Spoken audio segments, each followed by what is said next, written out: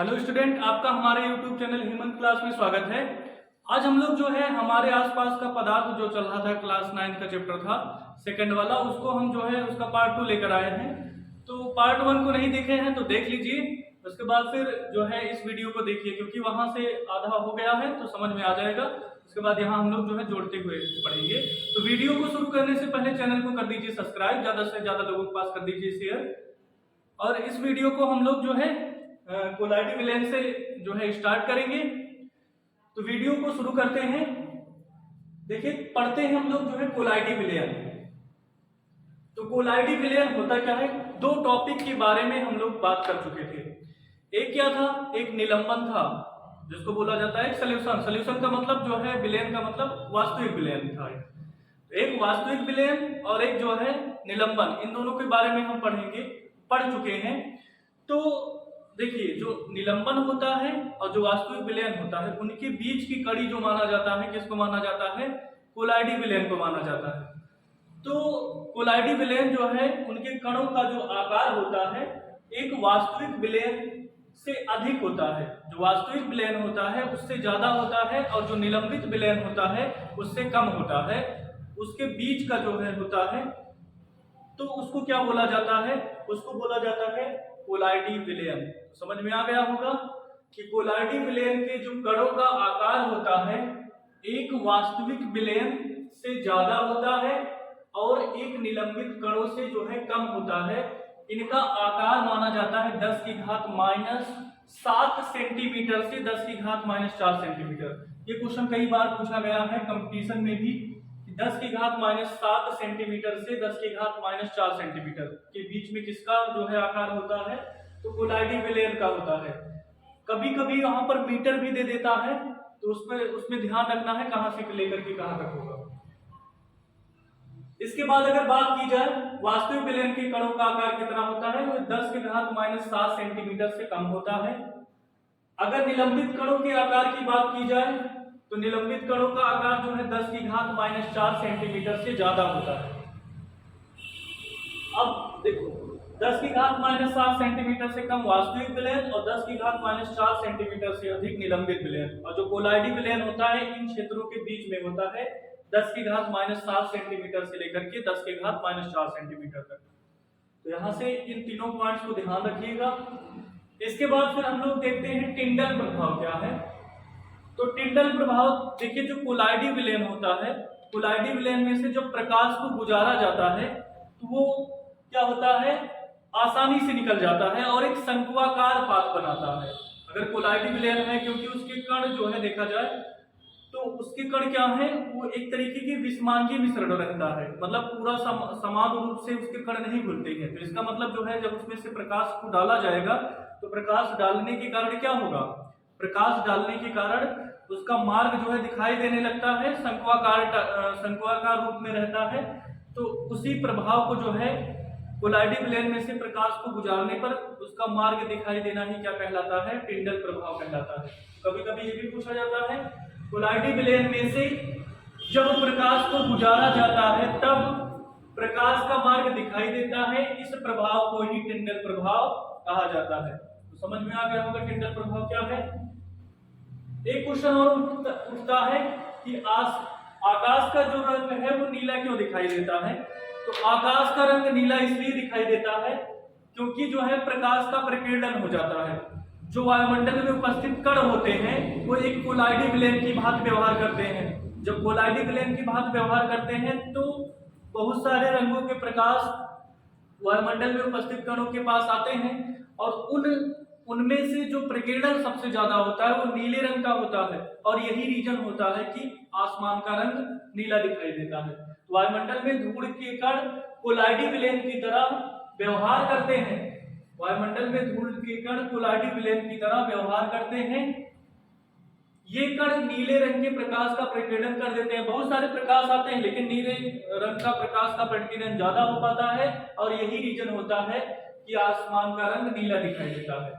अब यहां से एक रिलेशन आता है प्रकीर्णन और तरंगदैर्घ्य में। ये लैम्डा तरंगदैर्घ्य इन सबको हम अच्छे तरीके से पढ़ेंगे। तो यहां से देखिए प्रकीर्णन डायरेक्टली प्रोपोर्शनल होता है 1/λ⁴।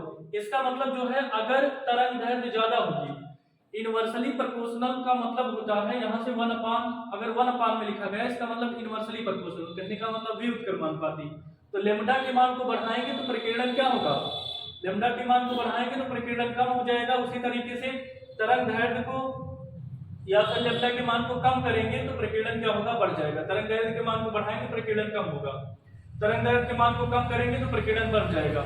इसका रीजन ये, इससे ये समझ सकते हैं कि जो है जिस रंग का प्रकीर्णन ज्यादा होता है, जिस रंग का प्रकीर्णन ज्यादा होता है उसकी तरंग दैर्ध्य कम होती है। इसका मतलब नीले रंग का प्रकीर्णन ज्यादा हो रहा है तो इसका मतलब नीले रंग के प्रकाश किरण की तरंग दैर्ध्य क्या है, कम है। तो इस कॉन्सेप्ट पर भी बहुत सारे सवाल बन सकते हैं, तो यहाँ से ध्यान रखना इसको। प्रकीर्णन जो है लैम्डा की पावर 4 के व्युत्क्रमानुपाती होता है।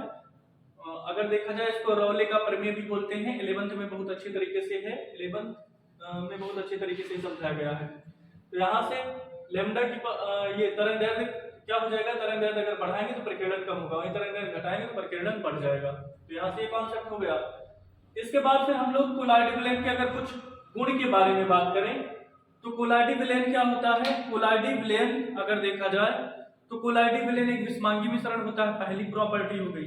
कोलाइडी विलयन के जो कण होते हैं वो जो है दिखाई नहीं देते हैं आपको से, वही निलंबित विलयन के दिखाई देते हैं, लेकिन कोलाइडी विलयन के कण जो है दिखाई नहीं देते हैं। कोलाइडी विलयन में से जब कण को गुजारा जाता है तो प्रकाश का मार्ग शो होता है, जिसको टिंडल प्रभाव बोलते हैं। इस तरीके से हम लोग जो है कोलाइडी विलयन के बारे में लिख सकते हैं। 2-3 पॉइंट आएगा तो, और एक पॉइंट और समझ लेते हैं कि ब्राउनी गति क्या होती है, तो कई बार पूछा जाता है। तो जो कोलाइडी विलयन होते हैं उनके जो कण होते हैं वो क्या रहते हैं, कोलाइडी विलयन के जो कण रहते हैं वो लगातार जो है गति करते रहते हैं अनियमित रूप से, अपने ही जो है विलयन में जो है वो उनके कण जो होते हैं वो गति करते रहते हैं, और उनकी इस प्रकार की अनियमित गति को ही जो है क्या कहा जाता है, ब्राउनी गति। लिख सकते हैं कोलाइडी विलयन में कण जो है अनियमित रूप से टेढ़े मेढ़े तरीकों से गति करते रहते हैं, और उनकी इसी गति को क्या बोला जाता है, ब्राउनी गति कहा जाता है। तो कोलाइडी विलयन में कणों की अनियमित गति को ही क्या बोलते हैं, ब्राउनी गति कहा जाता है। इसके बाद हम लोग देखते हैं कोलाइडी विलयन के कितने भाग होते हैं। तो कोलाइडी विलयन के भाग होते हैं 2। कोलाइडी विलयन के कितने भाग होते हैं, 2 भाग होते हैं।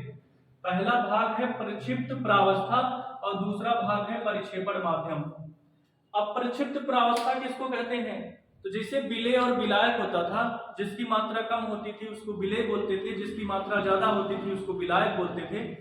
ठीक इसी तरीके से जो है कोलाइडी विलयन में जिसकी मात्रा कम होती है उसको परिक्षिप्त प्रावस्था, वो कहने का मतलब जो है वो जाकर के छिप जाता है, परिक्षिप्त प्रावस्था, इसका मतलब उसकी मात्रा कम होगी।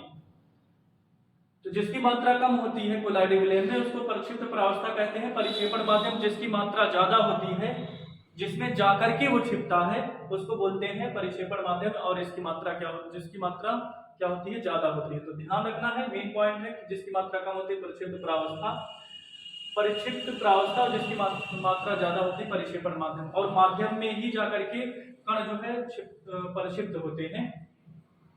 यहाँ से कोलाइडी विलयन को 8 भागों में वर्णन किया गया है, तो एक एक को हम लोग अच्छे तरीके से समझते हैं। जिसे परिक्षेपण माध्यम क्या है, पहला है परिक्षिप्त प्रावस्था है द्रव और परिक्षेपण माध्यम है गैस। तो इसको बोला जाता है कि इस प्रकार का है, एरोसॉल है, जैसे कोहरा और बादल। तो इसको हम लोग यहाँ से समझेंगे कोहरा या बादल। तो कोहरा पड़ता है तो इसको अब जो है अभी तक नहीं ऑब्जर्व किए हो, अब जाकर के ऑब्जर्व करना। अगर कोहरा पड़ता है इसका मतलब कोहरे में ज्यादा मात्रा में क्या रहता है, कोहरे में अगर देखा जाए ज्यादा मात्रा में क्या रहता है, गैस रहता है, और उसके बाद फिर गैस रहता है और उसमें क्या होता है, कुछ पानी के कण होते हैं, ज्यादा नहीं होते, कुछ पानी के कण होते हैं। क्योंकि अगर कभी भी कोहरे में जाते हैं तो हमारे ऊपर कोहरा अगर पड़ता है तो पहले लगता है वाष्प है, वो गैस है, उसके बाद फिर थोड़ा हल्का कपड़ा भीग भी जाता है। तो इसका मतलब जो है जो कोहरा होता है उसमें ज्यादा मात्रा में क्या रहता है, गैस रहता है, और उसमें पानी के कण होते हैं। ठीक इसी तरीके से बादल भी रहता है। बादल में क्या रहता है, बादल के कण जो है अगर देखा जाए तो आसमान में गैस के रूप में रहते हैं। जैसे बादल कैसे रहता है, जब पानी को गर्म करते हैं तो वाष्प के रूप में जाता है, वाष्प में ही तो पानी के कण रहते हैं, और वही जब ठंडे होते हैं तो नीचे गिरते हैं। जिसका मतलब बादल भी क्या है, बादल भी एक तरीके का जो है कह सकते हैं एरोसॉल प्रकार का जो है कोलाइडी विलयन है, और इसमें परिक्षेपण माध्यम है गैस, क्योंकि गैस और उसमें क्या है परिक्षिप्त प्रावस्था क्या है द्रव है। तो इसको यहाँ से समझ लेंगे। इसी तरीके से हम दूसरा समझते हैं। दूसरा क्या है परिक्षेपण जो है प्रावस्था है ठोस और परिक्षेपण माध्यम है गैस, और ये भी एरोसॉल प्रकार का है। अब इसमें लेते हैं धुआं और धूल। तो धुआं क्या हो जाएगा जिसको बोलते हैं स्मॉग, और ये डस्ट पार्टिकल। तो धुआं अगर देखा जाए तो कहीं पर भी धुआं अगर हो रहा है तो इसका मतलब उसमें गैस है, गैस की मात्रा ज्यादा है धुआं में, और लेकिन उसमें कुछ कण भी पाए जाते हैं, कुछ कण भी पाए जाते हैं, जैसे मील से निकलने वाला जो है गैस जो रहता है, या फिर कहीं से भी निकलने वाला जो गैस रहता है धुआं रहता है, वो क्या होता है उसमें कुछ डस्ट पार्टिकल पाए जाते हैं, अगर देखा जाए कुछ कण पाए जाते हैं, और उसी को क्या बोला जाता है एरोसॉल टाइप का कोलाइडी विलयन है वो। और उसमें ज्यादा मात्रा में रहता है गैस, और उसमें धूल के कण जो है रहते हैं, या फिर जो बोल सकते हैं कुछ ठोस के कण रहते हैं, और ये जो है एक तरीके का एरोसॉल है कोलाइडी विलयन का प्रकार है। इसी तरीके से धूल को भी ऑब्जर्व कर सकते हैं। जब धूल उड़ती है तो इसका मतलब गैस रहता है, गैस में छोटे छोटे कण रहते हैं। जब हवा चलती है और धूल उड़ती है तो इसका मतलब गैस रहता है ज्यादा मात्रा में, कुछ धूल के कण रहते हैं। तो ये भी हो जाएगा कोलाइडी विलयन का प्रकार। इसी तरीके से जो है तीसरा देखते हैं जो है परिक्षेपण प्रावस्था है गैस, परिक्षेपण माध्यम है द्रव।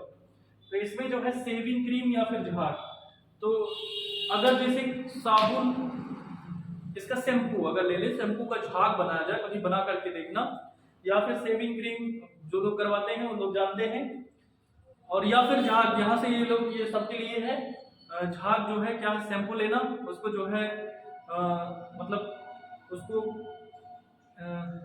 उसको जो है रब कर देना, और रब करने के बाद फिर जो है उसका देखो फेना जो बन जाता है उसी को बोलते हैं झाग। अब उसमें देखो क्या रहता है, ज्यादा मात्रा में उसमें पानी रहता है, और उसमें कुछ गैस के पार्टिकल के टाइप से हो जाता है, मतलब उसमें ज्यादा मात्रा में द्रव रहता है और कम मात्रा में क्या रहता है, कम मात्रा में गैस रहता है उसमें। इसको ध्यान देना, कम मात्रा में उसमें क्या रहता है, गैस रहता है। इसी तरीके शेविंग क्रीम और झाग इसका जो है एग्जाम्पल है। और इसको जो है अगर देखा जाए कोलाइडी विलयन में तो फोम प्रकार का इसको जाना जाता है, फोम नाम से। इसी तरीके से द्रव अगर देखा जाए परिक्षेपण माध्यम द्रव, परिक्षिप्त प्रावस्था द्रव, और ये जो है दूध अगर देख लिया जाए और फेस क्रीम, तो ये क्या हो जाएगा दूध। और पायस, ये तो बहुत ज्यादा इंपॉर्टेंट है, सबसे ज्यादा बार पूछा गया है ये पायस। तो पायस किस टाइप का, इसमें परिक्षेपण प्रावस्था परिक्षेपण माध्यम पूछा जाता है, तो द्रव रहता है। जैसे दूध ले लेते हैं तो दूध में कुछ पानी की मात्रा होती है और कुछ दूध रहता है, ज्यादातर मात्रा में दूध रहता है और पानी भी उसमें कुछ मात्रा में रहता है। तो इस तरीके से जो है ये पायस जो है किसका एग्जाम्पल है, कोलाइडी विलयन का, जिसमें परिक्षेपण माध्यम द्रव, परिक्षिप्त प्रावस्था भी द्रव रहती है। इसके बाद हम लोग देखते हैं ठोस, और ये क्या है द्रव। परिक्षेपण माध्यम क्या है द्रव, परिक्षिप्त प्रावस्था है ठोस। इसको जो है सोल कहा जाता है। जो स्टार्च का विलयन होता है, जो स्टार्च का विलयन होता है वो जो है एक तरीके का कोलाइडी विलयन रहता है, और उसको अगर कोलाइडी विलयन में प्रकार में देखा जाए उसको सोल बोला जाता है। और परिक्षेपण माध्यम इसमें द्रव है, और परिक्षिप्त प्रावस्था क्या है ठोस है। इसके बाद फिर नेक्स्ट देखते हैं परिक्षिप्त प्रावस्था गैस और परिक्षेपण माध्यम ठोस। इसको फोन कहा जाता है, झावा पत्थर या फिर मोम। तो मोम का एग्जांपल ले सकते हैं। अब मोम देखो क्या रहता है, मोम अगर देखा, मोम को ऑब्जर्व किया जाए तो मोम क्या है, मोम को कभी जलाकर, मोम क्या रहता है सॉलिड स्टेट में रहता है, तो उसमें ज्यादा मात्रा में क्या रहता है ठोस रहता है, और उसमें कुछ गैस के पार्टिकल भी रहते हैं। मोम में कुछ गैस के पार्टिकल रहते हैं। अगर हम कुछ ऐसी क्रीम को लगाते हैं तो क्या होता है, अभी जैसे कुछ मोम जैसे लगाते हैं, जैसे बाम वगैरह हम ले सकते हैं, जब उसको लगाते हैं तो क्या रहता है, वो रहता है तो सॉलिड स्टेट में, बाद में उनसे गैस निकलती है। तो इसका मतलब जो है ठोस परिक्षेपण माध्यम हो जाएगा, और गैस ये हो जाएगा किसमें, मोम में। इसी तरीके से झावा पत्थर भी रहता है। इसके बाद फिर हम लोग लेते हैं परिक्षेपण माध्यम है, परिक्षिप्त प्रावस्था है द्रव, परिक्षेपण माध्यम है ठोस, और ये जेल या पनीर मक्खन। अब ये भी ज्यादा इंपॉर्टेंट है इसमें। अब देखो जो पनीर रहता है तो पनीर में क्या होता है ठोस रहता है वो, और उसमें जो है उसमें द्रव रहता है। पनीर रहता है, पनीर को कभी खाते समय ऑब्जर्व करना। अब इस तरीके से ऑब्जर्व मत कर लेना कि पता चले वहीं खा रहे हैं वहीं ऑब्जर्व कर रहे हैं, पता चले कोई देख रहा है पागल समझ रहा है। तो मतलब जो है सावधानी पूर्वक उसका ऑब्जर्व करना। अब देखो क्या है, अगर पनीर को ऐसे दबाते हैं तो ठोस तो रहता है, लेकिन उसमें से क्या होता है, कुछ रस निकलता है वहां से द्रव टाइप से। तो इसका मतलब जो है पनीर हो गया फिर मक्खन हो गया, वो भी ठोस रहता है। मक्खन को भी अगर ऐसे करेंगे तो क्या होगा, पानी वहां से निकलेगा। इसका मतलब, और ये क्या हो जाएगा, ये प्रकार में देखा जाए तो जैल प्रकार है और परिक्षेपण माध्यम है इसमें ठोस, और परिक्षेप्य प्रावस्था क्या है, द्रव। इसी तरीके से ठोस साल जो रहता है, जैसे रंगीन रत्न हो गए, मिश्र धातु, जो भी मिश्र धातुएं होती हैं वो ठोस साल के अंतर्गत आती हैं। अगर कोलाइडी विलयन में देखा जाए इसमें परिक्षेप्य प्रावस्था ठोस और परिक्षेपण माध्यम भी ठोस रहता है। तो यहाँ से कुछ तो बहुत ज्यादा इंपॉर्टेंट है, जैसे बादल और कोहरा किस टाइप से है, धुआं और धूल किस तरीके से है, दूध वाला हो गया, और लास्ट में मिश्र हो गया, पनीर हो गया। तो ये 4-5 बहुत ज्यादा इंपॉर्टेंट है। इसको जो है यहाँ से एक एक का एग्जाम्पल ले करके विजुअलाइज करना, उसके बारे में सोचना और सारा पॉइंट्स हो जाएगा। तो इस तरीके से कोलाइडी विलयन के बारे में हम लोग पढ़ते हैं। यहाँ से सब हो गया।